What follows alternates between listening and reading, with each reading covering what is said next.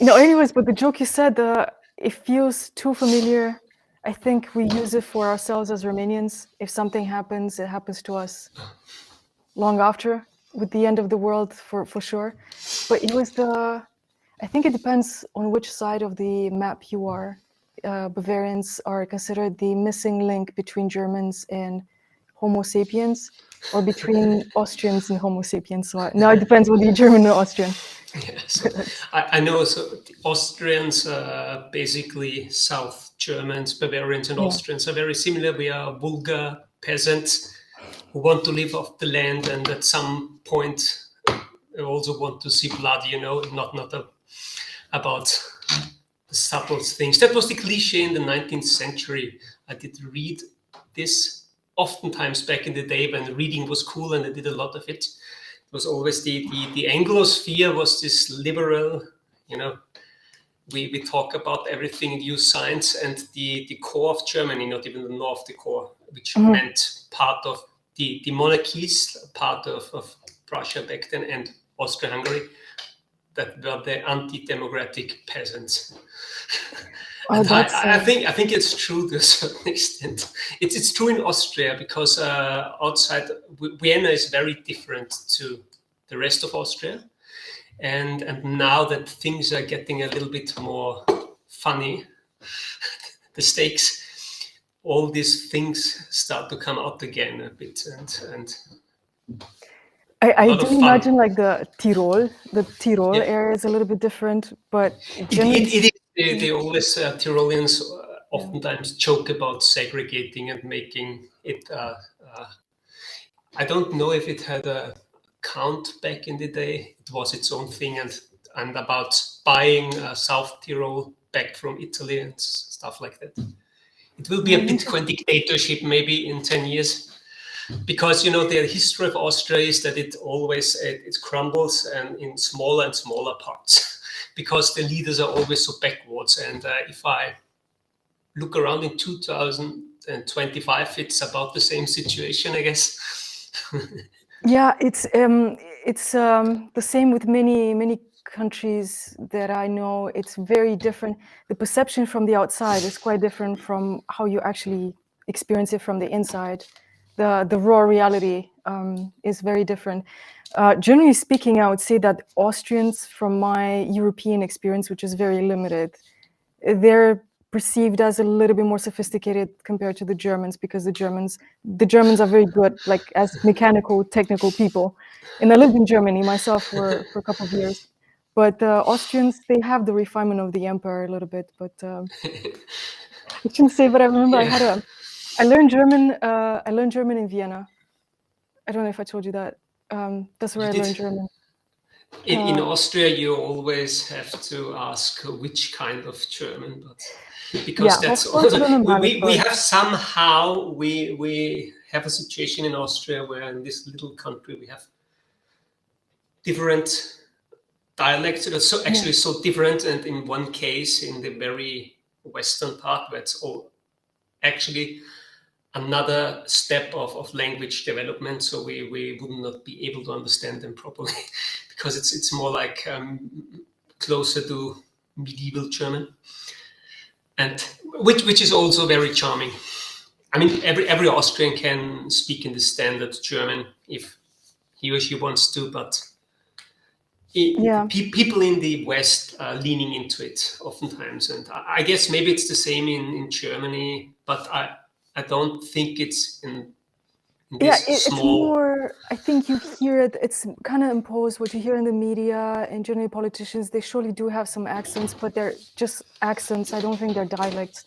Bavarian is a dialect to me, but what you speak in Saxony or northern Germany was the nicest German I've spoken, because it was very mild and clear. And it's funny, in Austria, like I remember we went as students to visit museums, and we were asked, like, with the thing that you take to listen to as you navigate through the museum, the gadget, and the question was like, Hochdeutsch oder normales Deutsch? And it was like, I don't even know what normal German is, but normal German is supposed to be. The funny thing is that Hochdeutsch is the German that's in a language development sense that is spoken in Bavaria and Austria. So Hochdeutsch is not, it's the latest developmental stage if you look at the vowels and how they changed over time and the pronunciation. So the Hochdeutsch would be the latest stage of that. And it's not in the north, but in the south of the German language. That's interesting. When we say Hochdeutsch in Austria, people mean this Standardsprache. Standardsprache is what you have written. That's standard German. Hochdeutsch actually is a specific stage of language development of the German language. That's interesting. It's like the evolutionary scale of the German language. Yes, and that's you can see it evolved along mountains and rivers, and that's why in the west of Germany, still of Austria, there's all these dialects still, because the more mountains you get. I live in the only small part that's very flat, so around Vienna. The rest of Austria is mountain-dwelling monkeys that live off of Red Bull. As it should be, as is the natural law here, and it's beautiful. That's a lot of self-denigrating talk so far. No, that's the fun. That's the humor. So that's when Austrians are at their strongest. We are not very, very sophisticated when we try to be sophisticated. Yeah, that's what Vienna is doing at the moment a bit, and that's what creates this backwardness of Austria a bit, and that's a problem at the moment, because we are that's not a denigrating joke now, because it's a serious problem in Austria. We have extremely high taxes and we are still bankrupt. Yeah, because we tend to we go, our renaissance is going backwards to have some kind of socialism from the 1930s or something, where you have factories, and then you get together with the factory owner and split and make unions and so on. That's all nice and good, but if you're living in the 30s or maybe in the 60s, that's good. But Austria is going full steam this direction at the moment, and that's the sophisticated Austria. The dirty Austria, the peasants in the mountains, they are way smarter in general, even though, and part of the scheme is to not show it. There's still a lot of, back in the COVID days, you could see it in even the flatter parts. The rural areas were the most rebellious ones. There's still a bit of peasant revolt energy here, and that's what is needed for proper democracy. If you ask me, it's my opinion. If you, because Vienna is a complete serf state, so you can do everything with the population of Vienna, everything. I guarantee you. Yeah, but it shouldn't be that way. Sure. No, it's funny in a sense, because when I refer to my own country, I always say this jokingly, but with obviously some admiration. I really miss our good primitivism, because we have a good, healthy primitivism. So you're talking about Romania, yeah? Yeah, Romania. Okay. I know Romanians and Hungarians are also said to be. And if you look at the history, especially of Hungary, it was the problems they went back in the day, the high medieval times when they were nomads, basically. Then in the monarchy, much later, they were the rebellious ones. That's why there was Austria-Hungary as a concession to them. Then in the Soviet days, and now in the EU days. So it's just, and there's a friend of mine, she's half Romanian and half Hungarian, very smart and successful, and she already left Austria 4 years ago because she couldn't, during the COVID times, because she couldn't take that and had fantasy of like about burning down the governmental buildings. That was this revolutionary energy we would have needed more of. I had these fantasies too, but I wouldn't talk about it. And I will not talk about it now, so because your stream gets on some watch lists. It's okay. I sometimes, I'm actually very often, I'm very tempted to say something that it has some political connotation, but I try not to, because once you open that gate, you can't be half in, half out. You know, you're gonna have to fully commit to it, especially on social media. It's just, you can be only on either side of the Rubicon, I know. Yeah, for sure. There's no swimming in it. That's definitely true. It's harsh, and there's a lot of compromise going on there. But speaking about Austria and Austrian history, and it's also what I wanted to say something, which is a small parenthesis. I started to really appreciate this kind of attitude, especially in the rural parts, the culturally rural parts of Europe. This reticence to certain regulations or policies being imposed on them. You know, don't tell us what to do. This is a very good self-protective and conservative way of navigating bad modernity somehow, because then you kind of protect yourself, you also protect the culture. So it's kind of good. The peasant rebellion is is the best preserver of culture in the end, especially for our parts of the world. Yeah, so now we come to Europe is a bit tired in this sector at the moment, a lot actually. So, and we have to look at America, and like we are culturally, we are American colony at the moment, more or less. So, but let's see, maybe we'll get to have some fun again sometimes later. So it's not that it is a new development. If you look at the history of Europe, we just can't decide where the lines of the map go, what governmental system we have, which religion we have. If you look at China, for example, that's more or less the same China for about 2,000 years, I guess, more or less. More. I think it's probably China's the oldest civilization in terms of its continuity. So that we just can't have that here. It's not. Who knows? I see a lot of interest, a rising interest, not just simply in national history, let's say medieval history, but also like ancient history. How far back can we actually go? Like the very roots, the original story of our nation, and especially in the young people, I see that. I see it in Romania. I see it in Hungary. Hungary always had that. I think Hungary was very, very strong on the national narrative. It's really cool. They even had they have this like rock music, rock opera that is based on the life of István Király, is the national hero. I didn't know, but that sounds very epic.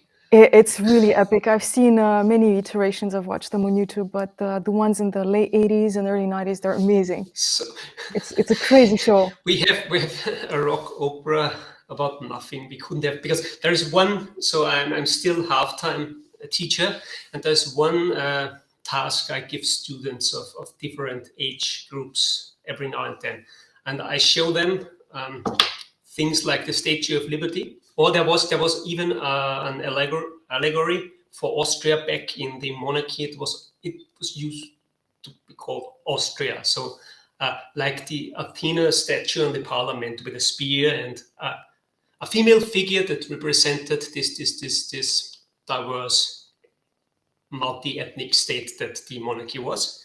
And we had a figure. Nobody knows it. There's still a statue in Vienna. There's the Austria Plaza, and there's a statue of the peaceful. It's not a goddess, but like. You mean like the equivalent of the Statue of Liberty in the United States? It's kind of the Statue of Liberty is the one that still works because you destroy it in movies. There are so many movies. If you go to YouTube and you type in Statue of Liberty destroyed, or you know the scene from the Planet of the Apes where it's just lying there. Everybody understands what it means if you see the Statue of Liberty lying there, and because you use it, it means it has meaning. And you are very hard pressed to find statues that have meaning in this way. It's the only one of this scale that comes to mind for me, that everybody understands, and it's not just a symbol for America, but that's our civilization. That's if the aliens come or the Nazis conquer America, the first thing they do is destroy the statue in the movies, because everybody gets that. Funny enough, it was damaged by Germans in the First World War. Some agent of the German Reich back then blew up a harbor near it that was ferrying ammunition, and the statue was damaged by the explosion. So the Fascinating Germans information. did damage the Statue of Liberty for real. It was, I think, 1916 or something. Except somebody wrote a total lie on Wikipedia. Then Yeah, it did never happen. Wikipedia is. No, I did see it on Wikipedia and in two other video sources because I looked. I thought it's a joke, yeah. Because it's so common. There are several movies where you have alternate history, German, always the Nazis, and they have to go all out to destroy the statue, even though it's and that's a symbol that everybody understands. And now find such a symbol for Austria is the task, and we just cannot do it. All we can come up with is a joke. So there you have a statue that's Arnold Schwarzenegger, okay, or some musician, or it's something with Schnitzel or Red Bull, a joke. Everything that represents Austria on this artistic scale. No, I think Red Bull is quite serious. Red Bull is a good symbol for Austria. It is, but it is a joke if you have a statue, a work of art in your museum, and it's an energy drink commercial. I think it is. You can go with this. So either, if you have two options at this point, you quit this cultural expression, or you go full steam ahead in this direction and say, okay, that's what we are as country now. Normally, if you're a small country that doesn't have a lot of meaning on the world stage, usually you get more patriotism because you have to compensate for. England at the times of the British Empire, so I read many times, it wasn't considered to be so like cultured to go around and be openly patriotic, even though they were, because everybody knows they are the best and the strongest, so you don't have to show it. Only the small dogs have to bark, and so that small nations have these flags everywhere, and funny enough, we don't really have that in Austria, and I cannot even if I think about my life now, so we still have conscription, but you then have an army where everybody agrees on we would not fight if a war broke out. It was even back in the day, 2002, when I did my compulsory service. It's just not serious. Nothing is serious. So we have a country where we have every cultural segment of it is not to be taken serious. And I would suggest, if that's the case, then just make it a virtue. But that's also not happening, because this could be a source of immense creativity if you just make it a virtue. It would be little bit American, they can just make stuff and then destroy it. They make a Völkerbund or create NATO, and they would threaten to leave it, and that's also not happening. So there's no way aggressively forwards, but also no subtle usage of this cultural past, because it's just every symbol for Austria is a joke, personally. Wow, but it's very important, actually. I was thinking about it. Romania went through a crisis, smaller countries went through a crisis, but you said a lot of really important, you stated a series of very important truths about smaller nations. Coming from let's say a smaller nation myself, but it's incomparable to Austria, because Austria, we still look at it as a power, cultural power. Economically speaking, it's doing quite well comparatively, not in absolute terms, but the necessity of going through an identity crisis is there, and that's when you start asking yourself questions: who we are, and what do we need to do to preserve that which we feel like we're missing out on something, which is our identity. We haven't been able to define it yet. Actually, Austria went through a lot of stages. From obviously the monarchy and the empire, the imperial stage, which changes your identity quite a lot. And then when you shrank, you reduce to the state in which it is today. It's also probably this. Yeah, correct. It's like the Deutsche Frage. The Deutsche Frage is, between the two Germanys, especially after the reunification, there was a highly debated thing, but still it wasn't as acutely felt, I think, as in Austria, because it had external powers and external pressures, but in Austria it's internal. But crises are good sometimes. I mean, people, I talked about it on social media, on X. I posted about the prophets of doom, because some people, they make a profession out of just like stating the obvious, that we're going down, the Western civilization is dying. But this is the time to get a reality check, I think, and just start from scratch. I We have have a good foundation. absolutely, I have no fear that it is dying. When I'm agitated, the fear is more Sure. which state it will be in, because then it will be just wiped off the map, and it will be that's even a romantic version of that. The romantic version is also you have this wasteland, and then you drive around with a buggy or with a horse, and there's those ruins. That's beautiful. So but the apocalypse never looks this way. It's just like, I don't know enough about South Africa, but every now and then I watch something about it, and I see this is the end state of something that's semi-functioning, and that's for me is the biggest horror. The DDR, like Eastern Germany, for me is this. Everybody knows that everything is a lie, but you still have to go along with it because it kind of works and so on, and the years come and go. That's from, in my head, that's the most horrendous thing. Not this spontaneous crash and immolation, which will never happen, because that's a romantic idea. At least we have this epic, way of going out, but that will not happen. But the other thing, so you said Austria. Of course, Austria is. We are wealthy. The standard of living is still great, but it's not an aspirational goal for me to be good in comparison. Even though in comparison to ourselves, even it's you see things that do get worse. And you could always say, yeah, but in comparison to, but it's not something that makes me happy when I get up. Yeah, at least I'm not. Maybe for some, and that's maybe there's different kind of people that have different kind of visions about how it should be, and maybe even that feeds into the conflict.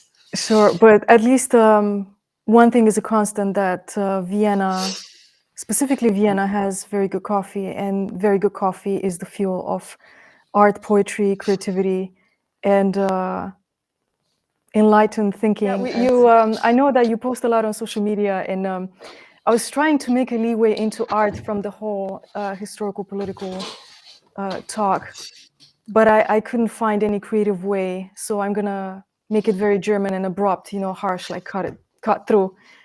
So, because I wanted to ask you about the art scene in Vienna, what you're doing, and also had some interesting questions that I was thinking while you were talking about the not so distant past, the Nazi regime, and the perception that changed in regards to traditional art, especially realistic, figurative art. And you're an artist that what you do is amazing, is really cool, something that I can't do, and I have endless fascination for that. Your art is,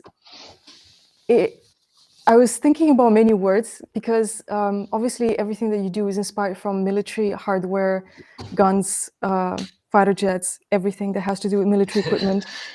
But it's also what gave it away?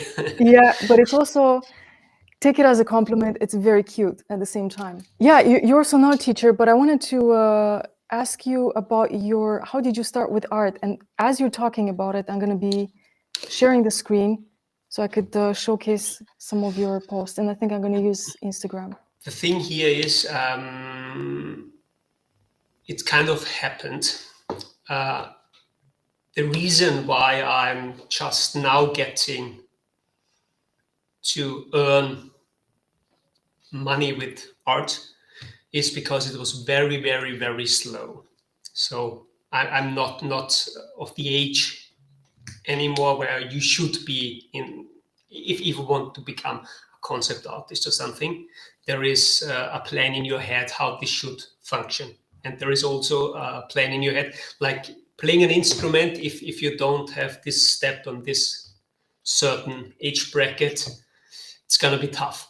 I did never think about this. So in a way, my total ignorance or my lack of imagination back in the day when I started drawing what this means and what you can do with it worked to my favor somehow.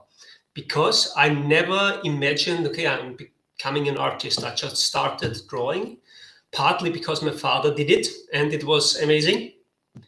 And the second part was there was stuff around that was fun to draw. I wanted to see it. I wanted to imagine it. I couldn't get it out of my head. And it was oftentimes it was planes and something, or you had this little toy soldiers lying around everywhere, or just it was always vehicles. If it was a vehicle, a plane, or especially the military ones, or if there was an episode of some cartoon like the DuckTales back in the day, Every time there was a machine in the cartoon, the neurons activated, and it was just I didn't see it as I want to build a career. It was just something it's natural. I want to draw, so I did. I of course I had no conception of becoming. Over the years, of course, I wanted then later when I went to school, do something with it. I wanted to be a graphic designer at some point, which I'm totally not, because in my head, becoming an artist is I doing this professionally for a living, your art stuff, was just a spectrum, a linear spectrum, which measurement was quality. So it just goes up.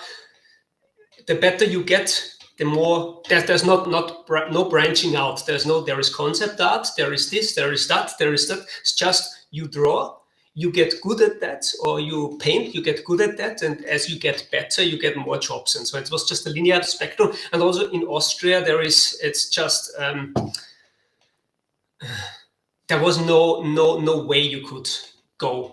That was how it was. You have to do it yourself. You can, of course, you can study at university, which I did, believing that this will help you, but it makes you more bitter about it. And by the time I was already in my early 30s and was already a teacher then. I just did the same. So I had time again. I settled, so to speak. So I had a job, money, and I had time to sit in the cafe. So naturally, I did what I wanted to do all the time. I scrolled. So Instagram was a huge inspiration because suddenly people started to show sketches.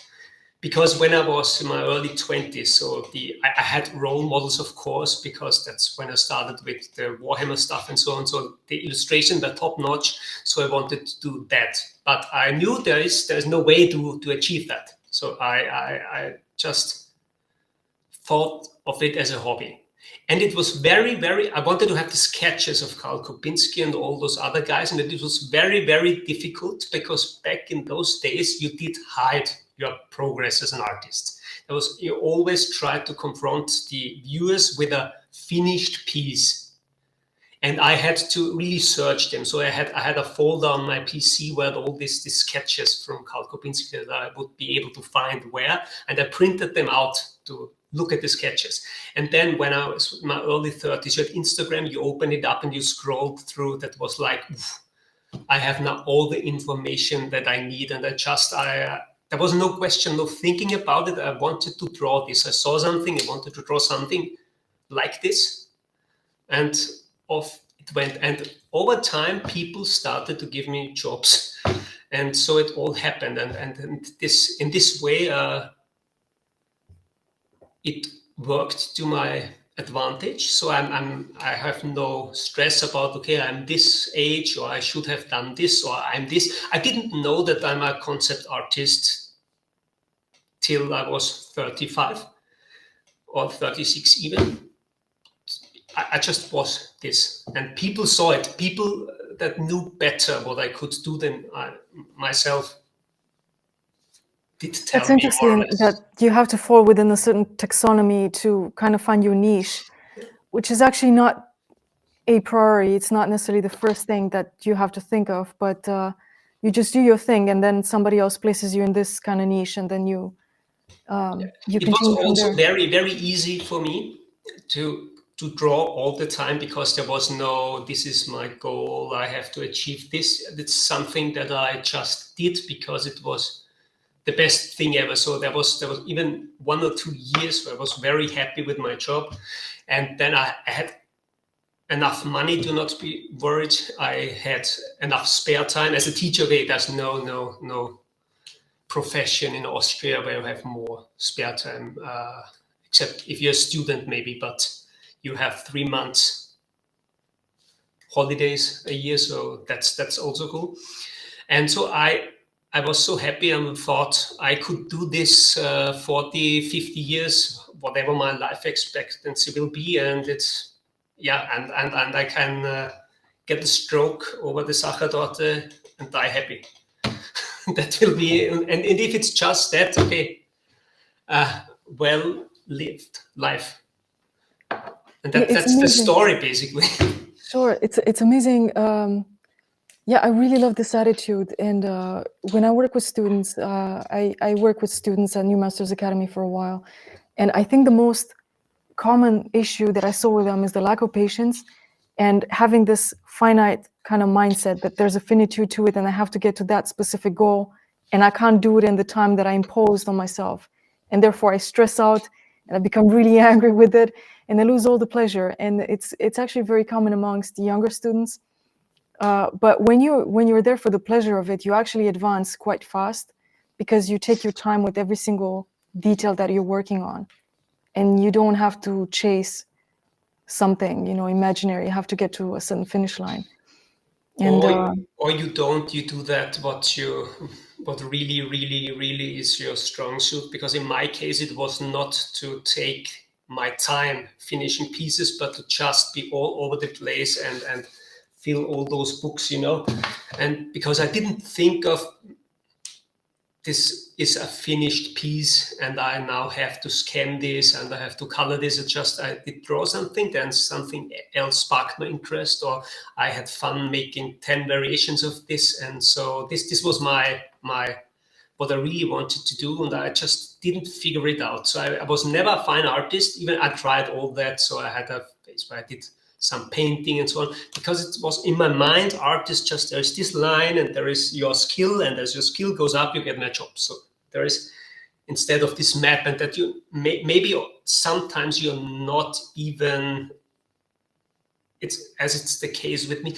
In some situations, the drawing isn't even the end point, but the drawing is what I did to do other stuff, because I'm involved in this. What I do now is I design for miniature stuff, and that's what I also do with a friend of mine. We create 3D printable miniatures, and that's something that's so fun, making something three-dimensional. And the drawing is not so I'm not a fine artist per se as making a piece of art, but the drawing is the tool that I need to get it done, it's and also something you knew exactly what you were good at from the very beginning. I mean, you didn't have this long searching period where you were not sure what you want to draw or how you want to convey your ideas. It kind of came naturally, organically to you. Yes, but it also, I just got confident very, very late in life when I let go totally. Because when I was around 20, then I wanted to be graphic designer. Then I studied at the University of Applied Arts, this teacher's degree, to make something with art. And then you're thinking about, okay, what's my relation to that? What's the landscape here? And that slowed me down completely. And after that, I was in this state where I didn't want anything out of it. I just wanted to explore this stuff that I saw, and the ideas that I had. They had to come out. And yeah, can do that forever, basically. And also, I have to be careful now that's becoming more concrete. It's also something that is difficult oftentimes for me. If I always can observe myself limiting my scope too much. So if I sketch something and I'm too limited by what I want to achieve, because now I have some goals, of course, if you're working on projects, and you need a back and forth. So I have some strategies of my own to circumvent it, to recreate the situation, the perfect situation about 7 years ago, where I was just, but was pure flow. Everything was flow, and even the Instagram thing. That's the I didn't make a single post ever. Yay! I have now 6,000 followers or something, because I don't want that. I don't want to see it like that, because then I stop. If it feels like work for me, I will stop. So I started just making pictures of drawings, not thinking about it, because others do it too. And I didn't even see that as some kind of portfolio. I don't delete my first post from a few years ago. I just did it. I did draw, made a picture, I uploaded, done. No reels, no cutting, no. I couldn't do that. So if I would have searched for algorithmic growth or something, I would have stopped 4 years ago. You are at a psychological sweet spot that is very difficult to achieve. It's like the golden middle way. You found the balance between. I found it because I found it at the beginning without searching for it, and now I know how it feels in comparison. I know there are some points where I get out of it, and I feel like maybe I don't want to do this or that. Now then I know, okay, I have to get back there. And of course, you have to make some concessions. I wouldn't be happy if back in the day I had a way of becoming a professional concept artist, because there is a school, or I would have learned it in university, or you could have made a degree in university.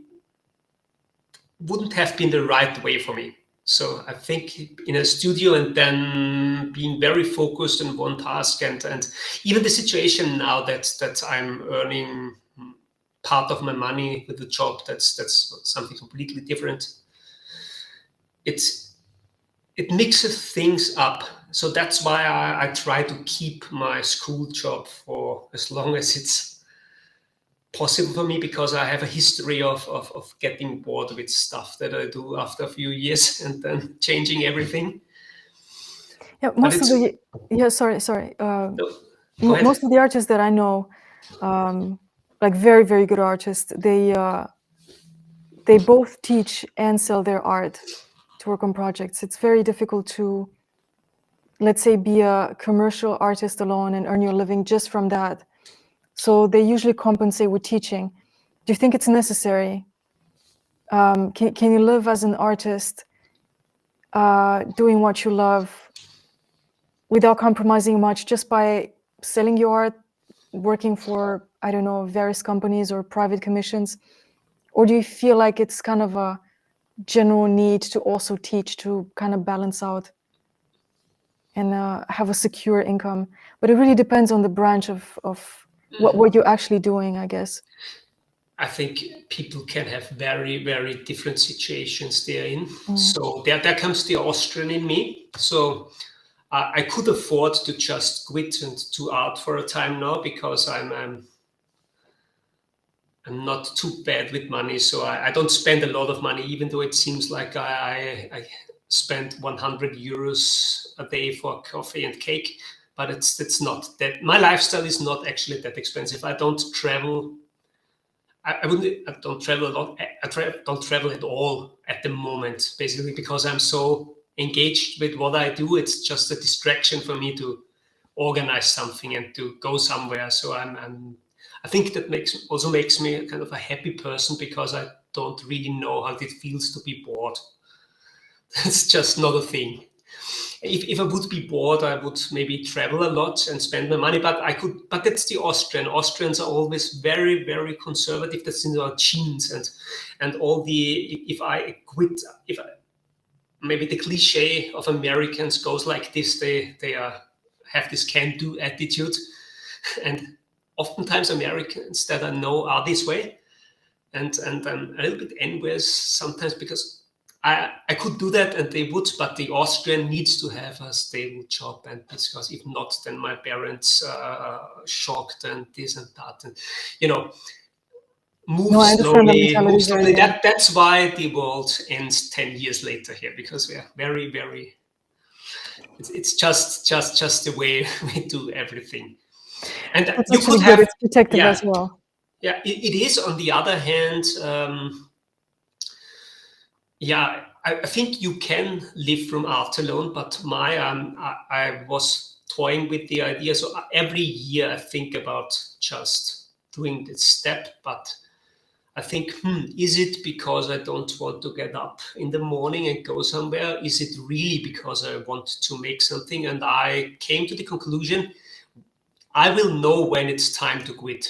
I will just know, like with the other stuff. If that's at the moment, I know if I have now all the week for drawing, sketching, or working on projects, I will not work all the week. So the scarcity that I create for myself is the perfect framework now. So I have to go somewhere, have to do something different, and then I have a blank slate, so I go drink a coffee or draw in the train, because I have to go by train 3 days a week, and that's the frame. I'm just used to it now. So that's, and I know I wouldn't. I would quit if it's so clear what I have to do, that this job is in my way. I cannot do what I want to do around it.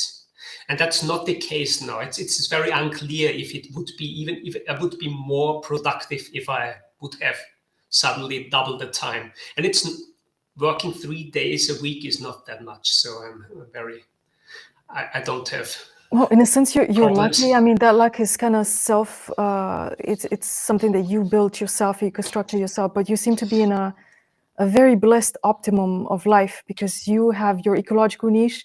If I were to put your life on a like if you were to be a graph, like a stochastic graph, I could see like you have these lows, self-imposed lows, so that you can have that moment of like bliss. I remember like we had like a class in ecology. It was the definition of happiness. It was on the graph when you have like a big depression, which is like you go through some sort of like a big negative impact, and you have to reorganize. And then, when the graph starts to rehabilitate and you go up and you have that horizontal line of the optimum, as soon as you reach the optimum, that's where happiness is. If you spend too much time in the optimum, then it just becomes really dull, and you're not even aware of your own life, in a sense, because you just go on and on and on in this routine that doesn't bring you much joy. So you become quite anesthetized to life. So you need to have that scarcity from time to time. But do you think like so you have academic training, you study at the University of Vienna, Yes. you study fine arts, or you was It's different? it is a special degree. If you're becoming a teacher in Austria, you have to study 2 subjects, and that was the subject is called German in German. Just it's what's grammar classes, I guess, internationally. So you teach German to German mother tongue speakers in school, and the other one would be art, of course, and that's the only subject I teach at school at the moment. And that was, it was you did that at the University of Vienna and the University of Applied Arts Vienna, and it's about 5 years, 4.5 years long. I took a bit longer, as you do if you live the very pleasant, mostly pleasant. It wasn't so pleasant for me because it was so too slow to. Yeah, in Germany it was like that. A lot of students, they took extra semesters, they prolonged their studies because Yes, they either wanted to have the laid back life or they wanted to work more hours in the week, which was very often the case. But it's interesting because you can't really do that everywhere in Europe. I didn't have to work during university time because I saved a lot. I did work before and I saved a lot of money, and there are several programs where you can get uh, like how's the word, stipendium in German, but A scholarship. A scholarship, of course, Yeah. yeah. So that's it's. There is a scholarship for people who did work a few years. So it's not a lot, but it did help. So I could, because even back in these days, I did not travel a lot, and I did never own a car, so I could save enough money to go through all these university years, because without having the need to work. No, Maybe I that's great. should have had a job, because it was sometimes a very sad time, because after that, after I finished the degree and I went on working in a school, my life happiness went up, because I had It's things to funny. do. I don't know if I told you, but I did have a job while I studied in Germany, and it was a really cool job. And I was a translator. I did live translations from Romanian to German and German to Romanian, and it was working with criminals. I mean, I worked with customs police. I got this. It was crazy. I don't know how I landed that job. I had a friend who called me one day. She said that they're looking for somebody who speaks really good German, and they need that person to present basically the interview. The job interview is actually doing the job well. So I worked in court. I worked in court with a lot of criminals. I went to I don't know how it's called, Polizeigewahrsam, where you keep Yeah. it's like temporary arrest, basically. Mhm. And then I went on police raids at 4 a.m. in the morning with the customs police. It was crazy. I can't believe I did that. But it was the coolest job. I really enjoyed that. Interesting times, yeah. Yeah, I can't believe it's almost like it happened to a different person in a different universe. But really good stories to tell afterwards, anyways. But do you feel like because I imagine you had this pedagogical part in your academic education that was it was essential so you could teach. But the other, let's say the art It part, was a very, very small part, because okay, it was a they've half. changed it, but the old system was you study both the subjects and this pedagogy stuff, which is a very small part, and the other stuff is just the regular. If you study English, for example, you would have the same classes like somebody who does a diploma, or So do you only think not to become a teacher. So do you think the artistic part, did it help you directly in what you're doing right now? Do you think you learned a lot? Or did it help you in a negative way, in the sense that you didn't like it at all, but it helped you prioritize things better and have a better idea of what you want to do? it was all of that in a way, in different magnitudes. There was stuff that did help me, and most of it was initiative by students. So, for example, we had a group that did draw comics, because that was something the university did a bit. So their idea of graphic, first you call it graphic novel. That was those days, because that's something completely different suddenly. And their idea of a graphic novel is something very abstract, so that what you would have in an Austrian newspaper, there is some guy who makes these 3-picture comic strips, and is way overpaid for that. It's a few lines. And that's the idea. But what we wanted was, we saw the real cool stuff, French movies and that. So the art.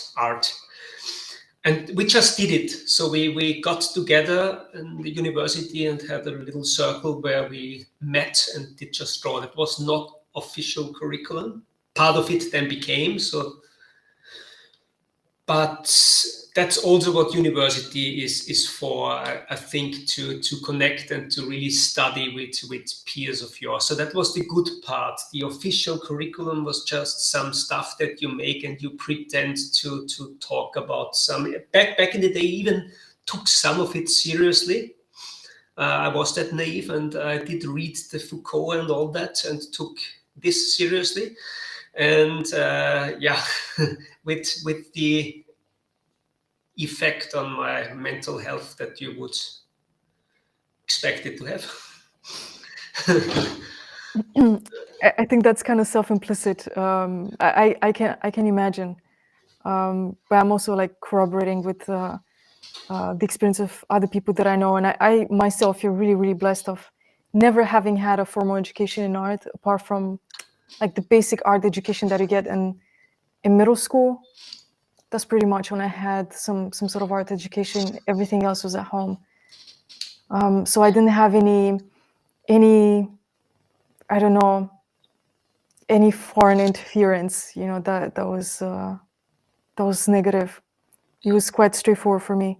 But yeah, so in a sense, like when I look at you art, like there's a lot of, I can see a little bit of Karl Kapinski and his influence in terms of like style a little bit, but what you create is anyways very, very unique. But it also requires quite a lot of knowledge of the subject itself, because your subject is basically like a composite figure of different things that exist. They're real. Military equipment, tanks, fighter jets, guns. I mean, yeah, everything technical, engines. So you have to know quite a lot and understand it really well. And I know you had like the academic training. I don't know if that was before or after the military. It was after the military service. After. Because you had the So compulsory, and then did you have, were you on contract? I had my compulsory, so I'm a school dropout. So you can start with your compulsory service in Austria when you're 17 if your parents sign. So normally you're drafted from the age of 18 if you're male still. And I was a school dropout, so I have nothing to do anyway. I asked my parents, would you please sign so I can get this done? Then I was drafted when I was 1 month after my 17th birthday. So I off to the military. I did my compulsory service, but then left and did this. I wanted to become a graphic designer. So I figured out very quickly that it's not at all what I'm supposed to do. Because just because my idea of a graphic designer was that's the thing that you can do as an education here, that's the closest to art. But it wasn't. So I thought, why not go back to the army? Because that was somehow it was fun for me. And I did that. And I stayed for about 5 years till all this my natural boredom kicked in again. And I got some FOMO maybe because all of my friends did some supposedly cool stuff in university, and I also wanted to be educated and so on. So I was searching for a drop-off point, so where I could leave, where I needed to have another thing that I could do. So why not become a teacher? So because just studying art or something was, because I figured out at some point I might need a job, you know. So do something. That's it's the cliche, and it's also true a bit. You become a teacher if you don't have other ideas in Austria, and it's kind of true. So yeah, I did that. So it's like the last resort. That doesn't sound good at all. But it's not too wrong. Yeah. So they make you say all that stuff I always wanted to be,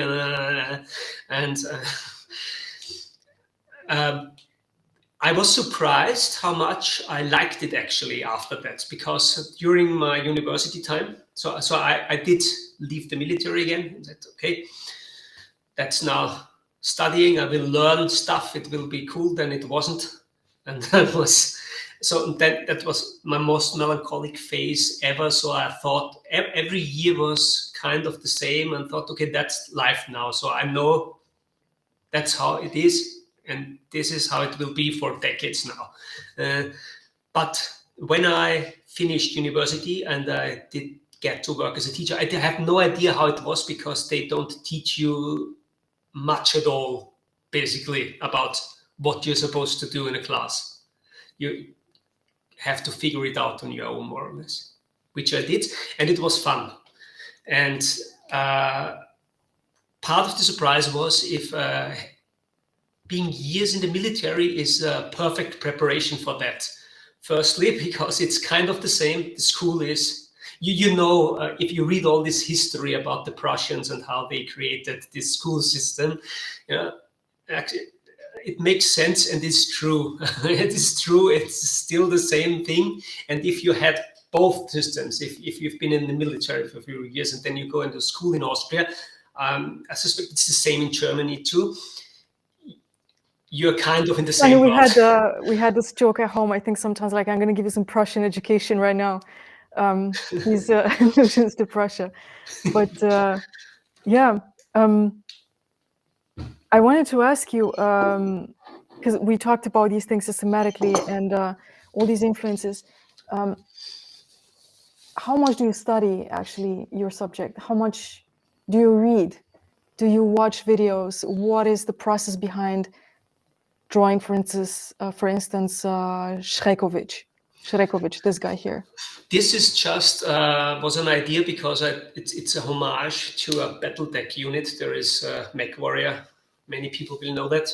There's a unit. They are very iconic, all these designs. There's a tank that has 3 guns, and sometimes I just love to translate stuff into other aesthetics. Like this is now a Cold War aesthetic. So I looked this thing up. I looked at a Cold War tank.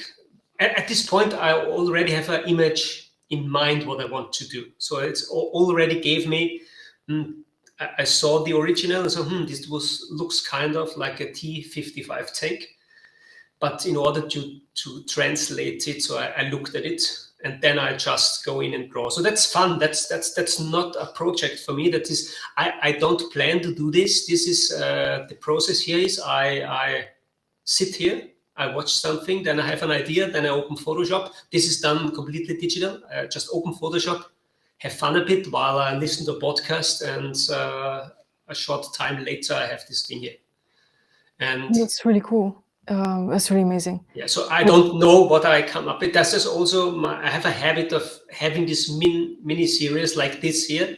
I did a series where I translated Lord of the Rings into World War II, more or less. And I did a few, because then if I have one idea, it spawns other ideas. How would this look? Then I do it for a time, then I find another idea, then I get back to it. And so it's just not, that's what I explained. There is no, I have to be, But you still have to be very nerdy about military equipment. Of course. You look at the drawing, everything works mechanically. Like there's mechanical coherence here. Yeah, there is one thing that gives it away. If you have one specific defect, there's people that use, in a video game where you have tanks or planes and you can turn them in a garage or something.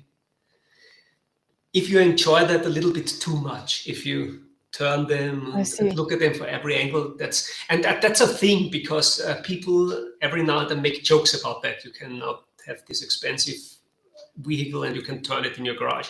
And then I did this back in the day when I played with these toy soldiers, and then I had that's the reason why I liked this F4 Phantom plane so much, because I remembered 2 weeks ago I had a toy Phantom F4, this American plane. And I did look at it, and I liked how it looked from different angles when I was about 8 or 9 years old. You have another one. I think in the very beginning, I really liked it. F4 Phantom inspired drawing. That's this blue one on the left is also, for example, based on that aesthetic a bit. And yeah. Yeah, and there's another one. I really love the fighter jets, obviously because of my own interests. But yeah, there was one that I wanted to show because I really liked it, and I saw it, I think, in the very beginning. I know. Anyways, this is really really amazing, and I get the interest because it's such a cool niche that appeals to quite a wide segment of. It's also the video game industry or video game enjoyers. I think it's the Warhammer world, which I wanted to ask about, because I assume that you enjoy Warhammer. This looks like something that would be very fitting. That's also a BattleTech reskin. So that's very cool. But did you work for Warhammer ever in No, any no, way, shape, or form? not for them. They also have in-house artists in the UK, and I wouldn't want to. So I will not move somewhere to work. Another thing that happened or did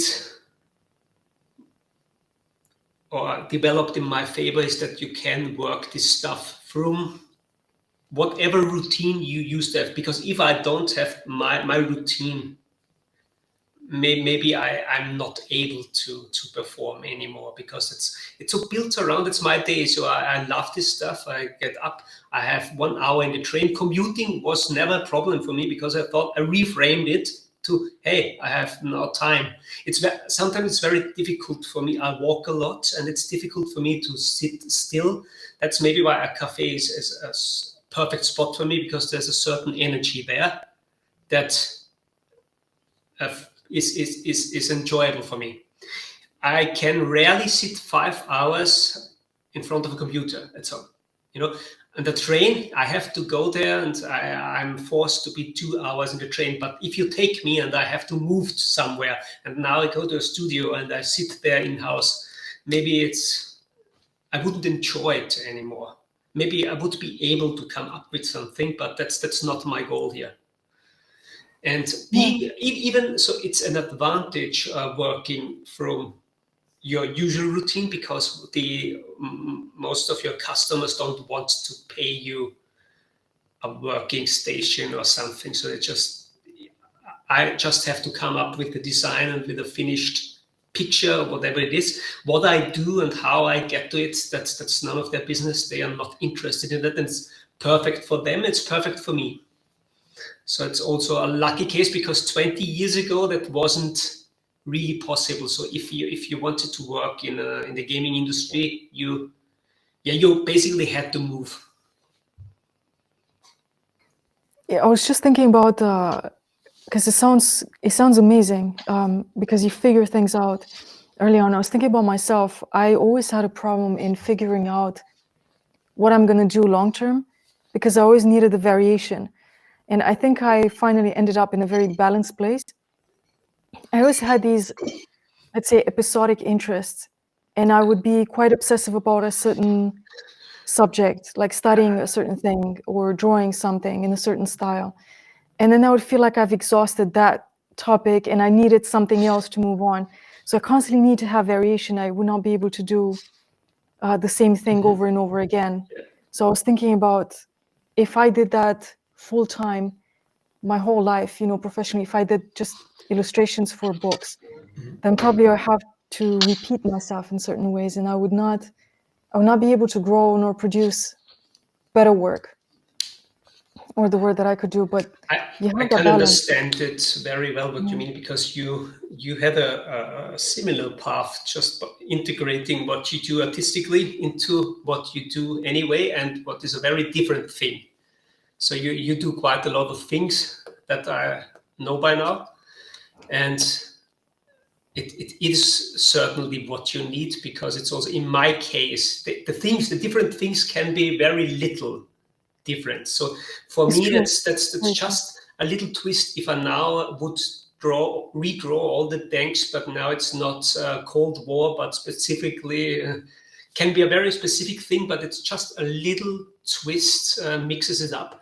And sometimes, so artists are very afraid of this narrowing, but it can be very, very inspiring if you have a narrow way. That's the vehicle redesigns are this way. So I have certain parts and aesthetics that I can work with.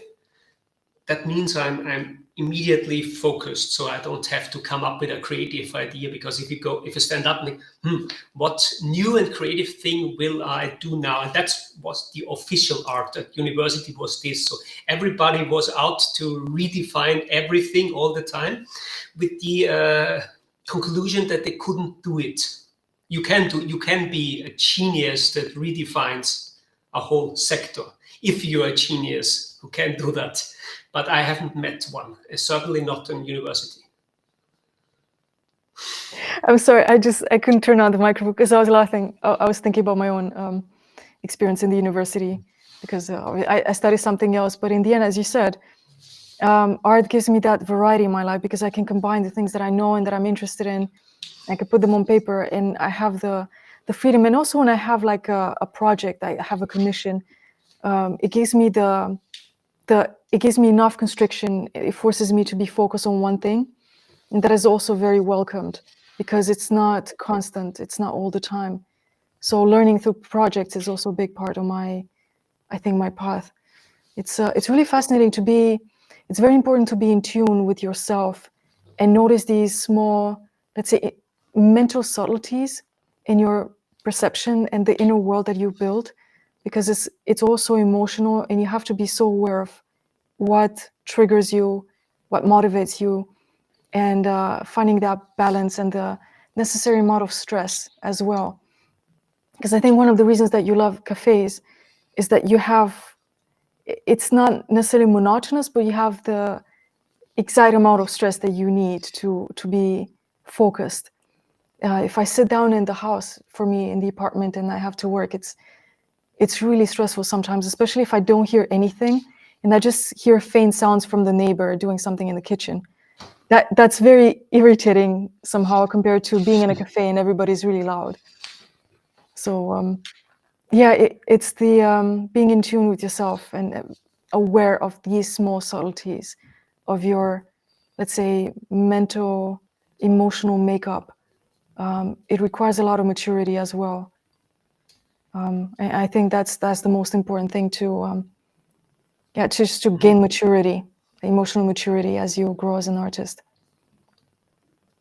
Yes, it helped a lot to not have a goal per se. So that's why I could have this, I could figure out what works in what way. And it's so I know very well when the time has come for me to sit 4 hours in front of Photoshop. It's possible, it's even possible 8 hours, but it has to be the right circumstance. So if I have an idea and something that needs to be done, no, I can do it. But on a daily basis, if this would be my job, so I have a schedule, I get up and then it's just, I could do it, but then it's again work and I already have work. So what's the point? And I started all this drawing because I had all these routines covered and time to do it. And that's the best situation. So. And how do you go? Sorry, didn't want to interrupt you, but just wanted to ask you about the process. For instance, this one, it's clearly from a sketchbook, but the header, the band on top, and other elements such as the signature, they're so standardized and they look so good on Instagram, because your Instagram is so aesthetically pleasing to the eye. It has this variety, but also it's kind of standardized. It has your mark on everything. Do you draw a lot in sketchbooks? I know. But then most of my stuff is traditional in sketchbook, yeah. And this on top you add later on. All the color is digital. Mm-hmm. So just the black and white line art it's a photograph. It's not even a scan. So then I take a picture. It has this little, the perspective is a bit off, and there is this grainy stuff on top. If you scan, that all disappears, and I don't like it. I like it if you see the whole page with everything, and with this, it's a little gray. You could get it with a scan, but the dirtiness of a photograph is what I like more. Yeah, it has some texture and yes. It gives it more life.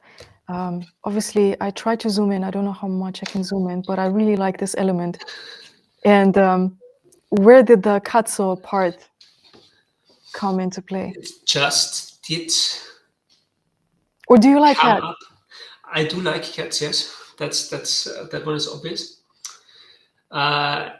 I just was looking for some name when I started Instagram. I didn't plan it or think about it. Just some variation. I combined my name Patrick with. I made a funny rhyme, and I later learned that in Italian it means something like crazy dick. Patso, no, I should have said that. No. But okay, yeah, I find that funny. I have to say I didn't plan it, so because I don't It's just a speak coincidence of. Italian. It is. That's just the universe that laughs alongside me. And then I did add those little drawings. I rarely think, so I'm not a graphic designer. I don't want to think about stuff, so I just do it. So after a time, I introduced this red bar here and this red line around, because just I felt like it. I did it traditionally in the sketchbook. So You I mean had the contour line? Yeah, I had markers and I had different microns, and I did red lines because I just liked it, and that's how I did it. And then it's not. It's just an aesthetic judgment. I like to do it. I did like the bar in the background because it gives. I don't know. It adds a little bit more depth if Exactly. the It's whole a thing is in background front foreground. of a plain thing. And I liked the red, and then I made variations. So it did evolve over time. Sometimes I do this because it fits better. Then I did draw the cat because it is funny to come up I with a wanted to zoom in variation. on this. Yeah. This is amazing. This is so cute. It always cosplays whatever I'm drawing, sort of, or some variation of it, and it's just a fun thing to do. And it's for my own, and I thought maybe people will like it, and it's something that's funny, and so I keep doing it. That's really cool. Do you do this? There's so many interesting elements. There's so much you can make a whole philosophy here. All the elements that appear in the image, the symbols, what's going on here, what the action is. Do you draw this? Do you have like a story in your mind? Does it all flow at once? Do you create everything at once? Like you put this on the page and then you think, this could fit. Now I can associate this with the Gothic cathedral, so I can add that. Does it come like this constructively, consecutively, or is it just something that you do in different phases or episodes? So this specific picture here is a Warhammer illustration again. So that's the soldiers have a certain look. It's all a mashup of Renaissance, Gothic, whatever, and also the gun, the muzzle is very, very iconic and characteristic for that. So I have a frame, even there's this floating skull and so on. And I wanted to make a variation of that, like I often do. I like to design variations because that's kind of what Kopinski and the others did. They had illustrations for something that was there. So you had the miniatures, but the illustrations always added more layers to it. So they brought it alive. It was not just a depiction of the miniature, but you could see stuff like, what if this was real? And that's what was so fascinating for me, that they could, by drawing and by their creativity or the style or the perspective they added, they could give more layers of storytelling on top of it without reinventing everything. So they are making illustrations basically, and that's what I did here. So I had the idea, okay, because these imperial soldiers are always meant to be from different planets and different cultures, so you can bash all your whatever you want them to be. If you want them to be Soviet soldiers or sci-fi or Renaissance troopers like here, Swiss Guard, you can do it. And I wanted to add this depth that Kopinski did by all these little details. So giving them this harness, making the radio set, the Vox set, really like a shrine, like a triptych, and so on. And normally, if I have an idea, like with this Lord of the Rings drawing, so it is all there. So I walk and the processor does its thing.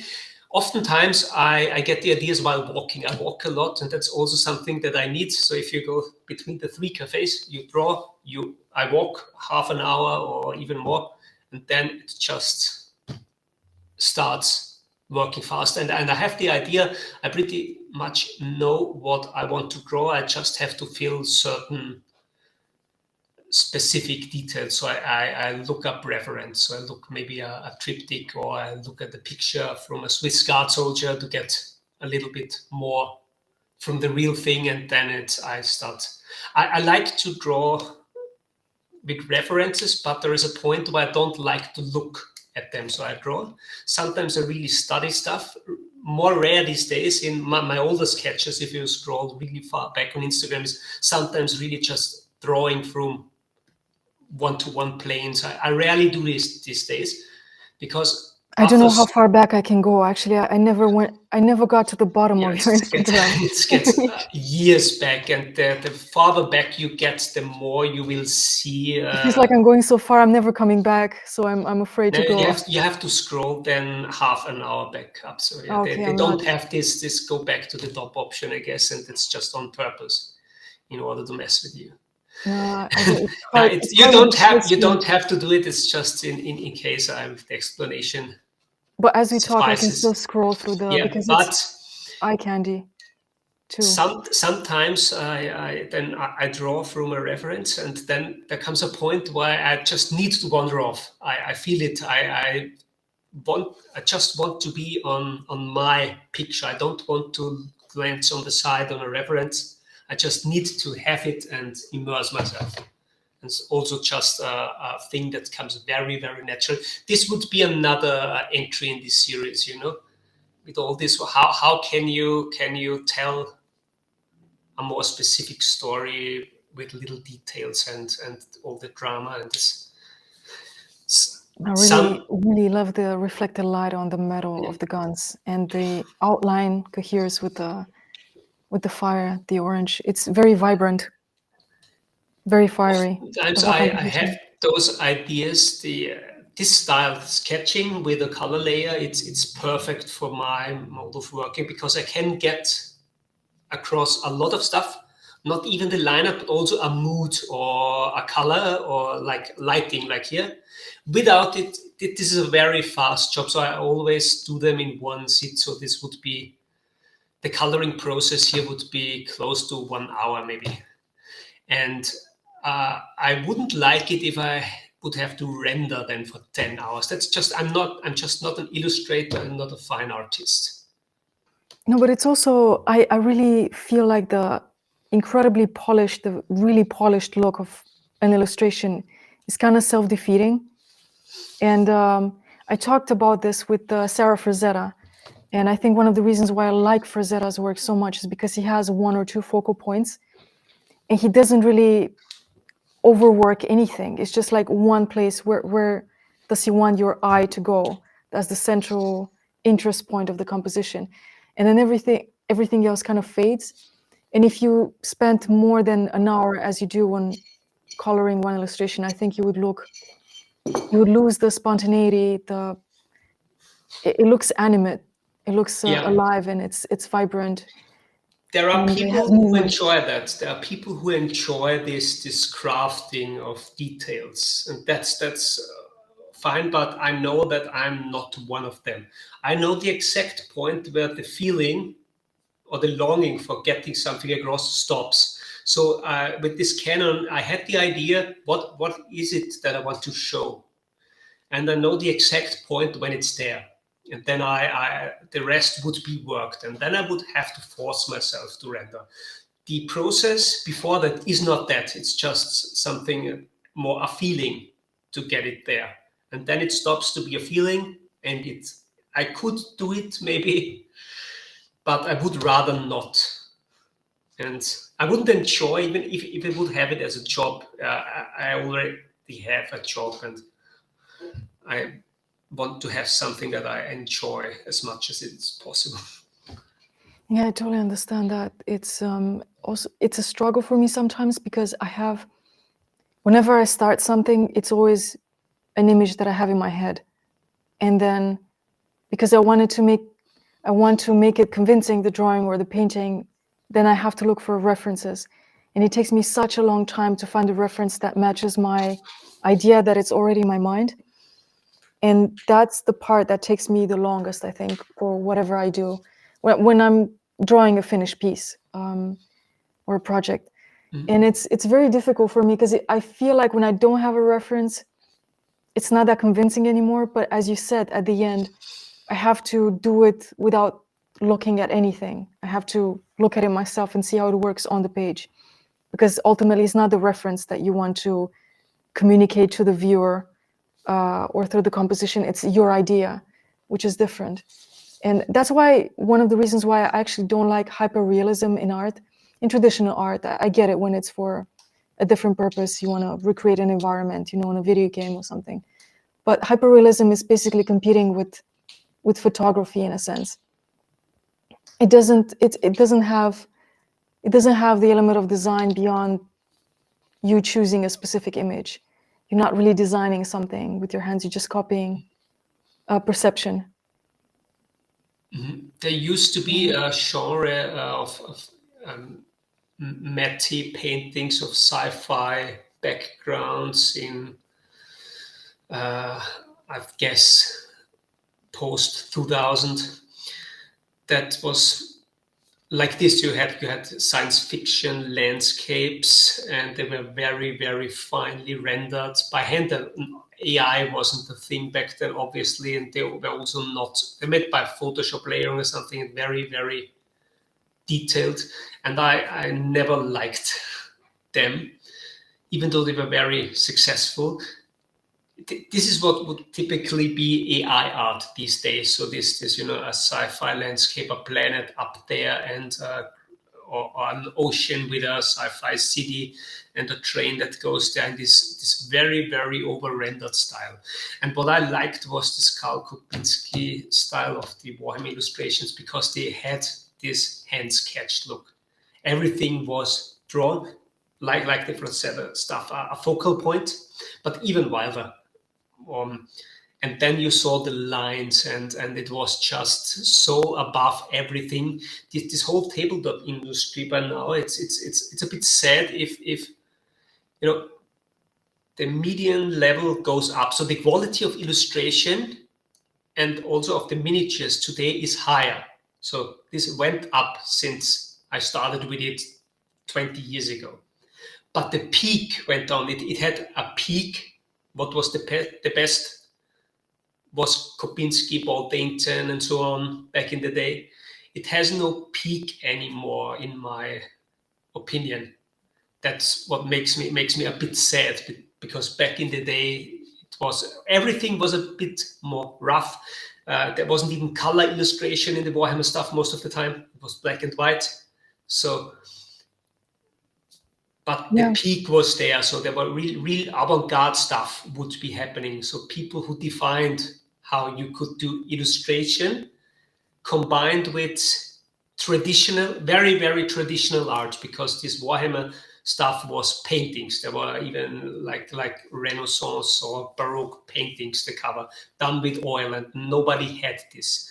Even though it was common back in the day, because there was a lot of 80s energy still flying around, and end of the 90s with traditional illustration. And now we have a lot of illustration with a high quality, but they are just this solid level.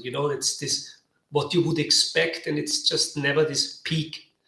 Everything is better, but nothing is exceptional, and that's in this pond I'm swimming in.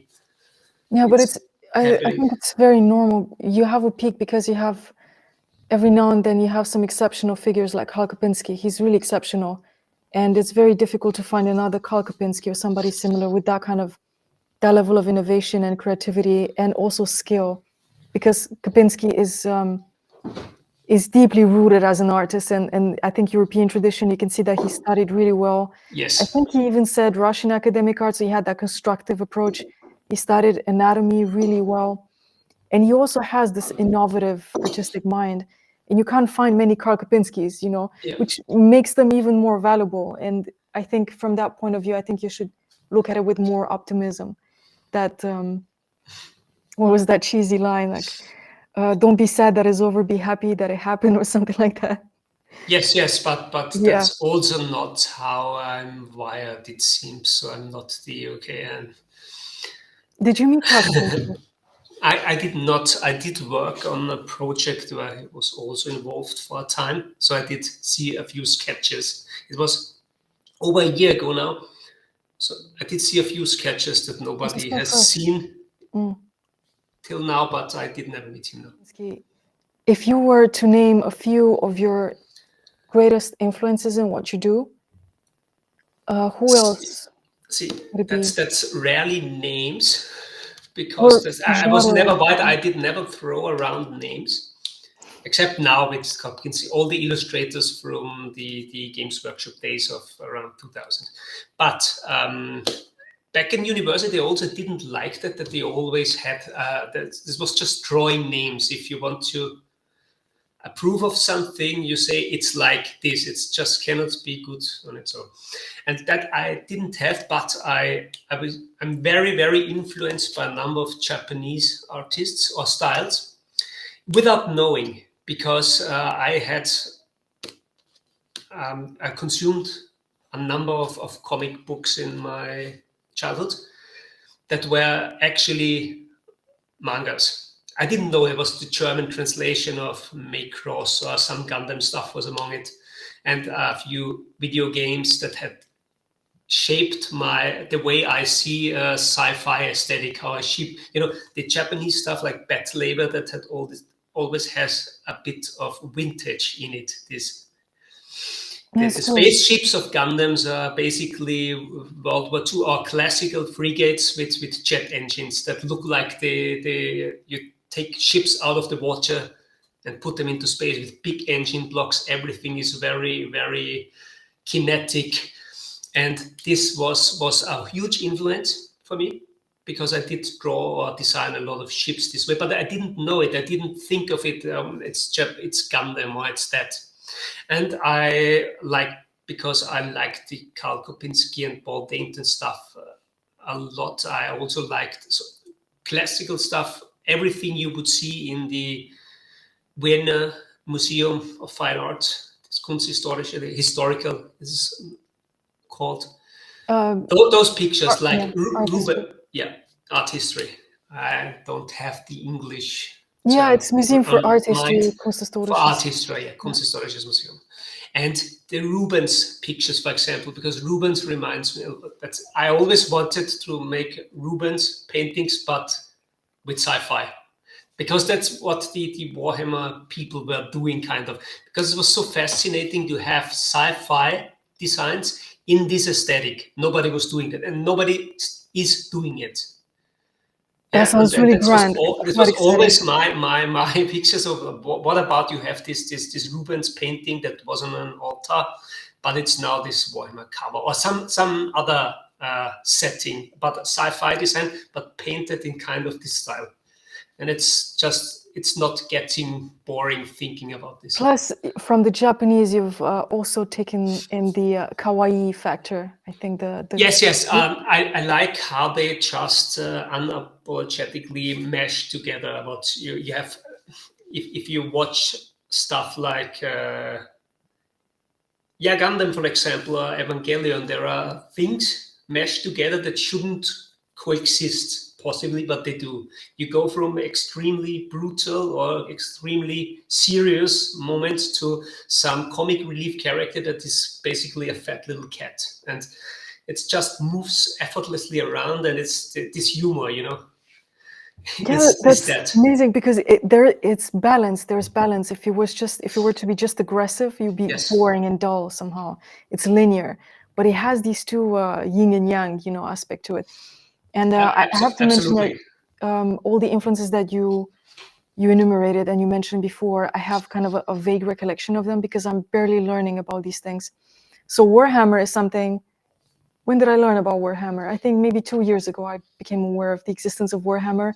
So I've been in a cave in regards to this kind of niche, and also manga. I never really consumed manga. I never really watched anime. So just recently, in the past years, I've started to look at the craft, and actually everything that I use, most of my tools are Japanese.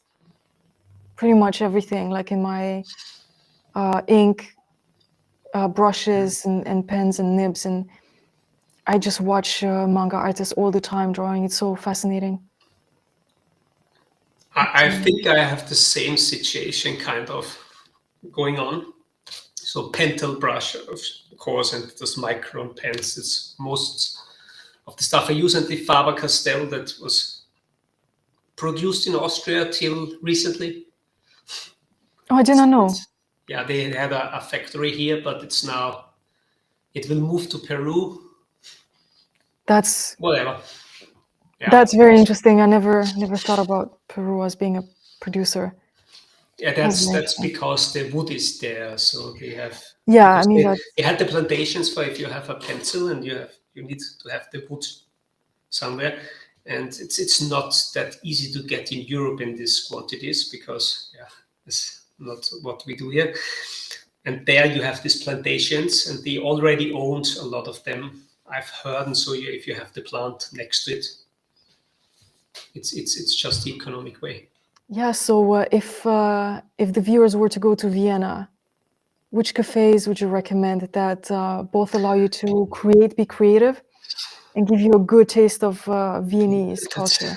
That's such a long list, because oftentimes I go to Force yourself to limit yourself to not very trendy spots, but some small bakery that's even part of a chain that's just located in the right spot, and that's sometimes I need a place where there are not that many people around, or just people that are passing by, and sometimes I need a bigger place where the people are doing stuff as well. So I'm a bad person for suggesting, okay, this is the one that you must go, because depending on in what mood you are, it's very different for me as well. But what would come to mind? Kafka. You can go there, because I actually go there regularly for about 15 years now. So no, there was a you good can place. always go to Kafka, yes. Yeah, and Jelinek was a great experience because I met Glenn Vilpo there. Recommended Café Jelinek, and it was. It's good, but really... it tends to be very full all the time. Yeah, I think I made a reservation. That's how it worked. Even so, there is this Café Sperl. It's also one of the famous ones. Mm-hmm. Not good during the day because full of tourists, but they have open till 21. And in the last 2 hours, it's a very, very old, nice looking cafe. But if you live in Vienna, you don't tend to go where a lot of tourists are. The worst offender is the Café Central. You never go there. It's just the queuing cafe. Okay, if you have to go there, okay, whatever. Sperl is actually, it has both ways. It's full of tourists all day, but after 20 o'clock, the last 2 hours they have open, it's very, very, very, very calm always. So that's, sometimes it's not about the cafe, but the exact time when you go there. Yeah, it's true. It's true because I have that kind of generically used word authentic. You're going for the authentic Viennese experience, but it's not the super posh cafes and the central places. It's also there's the less and coffee. I don't less of think is that. that good when there's too many people. It cannot be. You have to go if you want the authentic experience. There is one in the 12th district. It's Café Reimann in the Schönbrunner Straße, close to Schönbrunn. I've never been there. And that's it's a typical older Viennese coffee. I haven't been there for years now, but it still exists, and it is one. There are no tourist goes in this district this far, but it's one. Usually in this older places, the real Viennese cafes just survive where they have a lot of tourists. So you wouldn't have many of them in districts like the 12th, where there's just inhabitants of Vienna there. That's nothing you visit, and that's so. You don't find a lot of old Viennese cafes. Do you get to interact a lot with people? Do they look into your sketchbook and they ask you what you're doing? And sure. Yeah. And do you enjoy that? Yeah, of course. If I don't, I should stay at home. Yeah, I cannot go out and sit somewhere and then be rude. No, that's part of the experience. Talking to people is always great, and of course you meet other people that draw from time to time. Very often, actually, because they tend to in Kafka. Okay, every other person that is there does write something or read the yellow reclam books or does something literature related, and a lot of It's people very draw rare in there. Copenhagen. That I really miss that. It's very rare to see somebody sketching. I've never seen, I think, one person I met, and we became friends afterwards. She was Okay. sketching in a cafe, and I had to say something because it was so rare. But I miss Vienna for that. It's not that common in Vienna either, but there's a few cafes where these people tend to accumulate. So there are others where when I go to a lot of different ones, and even obscure ones, and even some ones that are not cozy per se, but it's just, I feel like it. And What is an obscure cafe? if it's in a small cafe that's maybe part of some chain, so it's not where you just go in and get your lunch and nobody sits there. That it's a cafe. Nobody sits there. People come and get their bakery or get their whatever or coffee to go. But you do it for the sake of it. Sometimes I like to just be somewhere where it's not that comfortable. I don't know. Yeah, it makes sense. Well, outside on a corner that's the 12th district where the railway station is. So people are always running up and down and are stressed. And there's a corner you can sit. It's a small cafe. It really it's not shiny. It's not the best coffee, but this spot you sit outside. There is this place, this table exactly on the corner, and you sit there and you watch this stream of people. That's amazing. I mean, it's very Wouldn't cozy. be the first place that you protected in would a box. be sitting there. It's not what people this urban stream there. But for me, sometimes I just find this oddly relaxing. Wanted to ask you as a last thing, what would you recommend to artists or art students who have this fear of sketching in public? They feel too self-aware, because sketching outside is definitely an experience that you should have, and you should do that as much as possible. Also sketching from life, if you do figurative art or just representation art in general. But getting over this emotional shock of interacting with people, social anxiety, as we call it.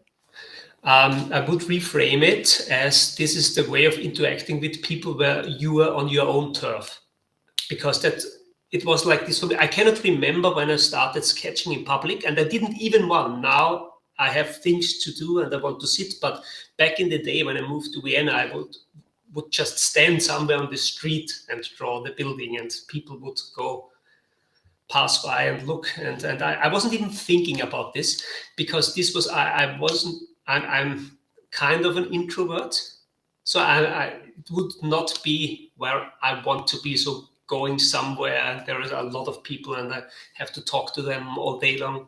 I can talk a lot, but to a small audience.